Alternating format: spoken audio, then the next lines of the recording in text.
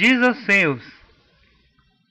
Then touched he their eyes, saying, According to your faith be it unto you. Matthew chapter 9 verse 29. The blind receive their sight, and the lame walk, the lepers are cleansed, and the deaf hear, the dead are raised up, and the poor have the gospel preached to them. Matthew chapter 11 verse 5. Even though Jesus did miracles, yet Jews who usually took delight in miracles did not believe on him as their Messiah, because they thought their Messiah would come like a king in a royal family.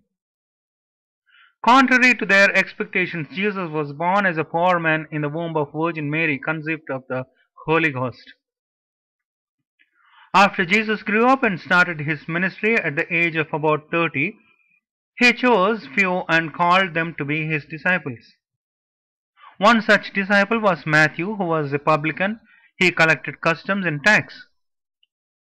Jews hated tax collectors because they were in collaboration with the authorities, harassing them.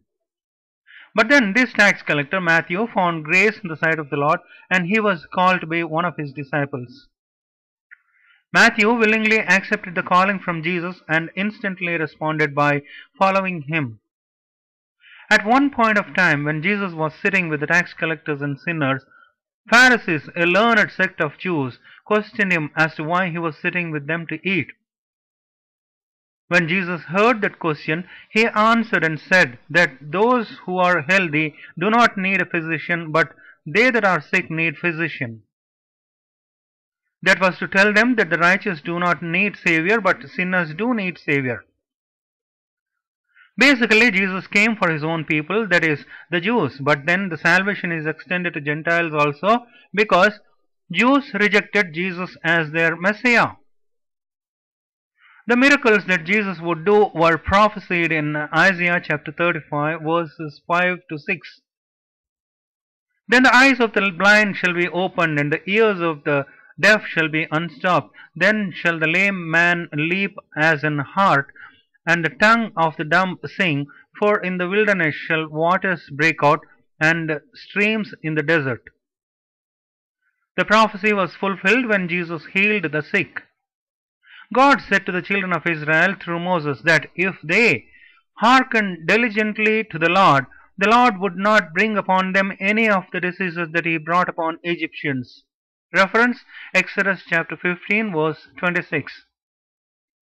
But they disobeyed God several times, and their disobedience needed reconciliation. Adam rebelled against God by transgressing the commandment of God. Bible records that we are all sinners by birth, and there is no one righteous. According to 1 John 1:8, if we say that we have no sin, we deceive ourselves, and the truth is not in us.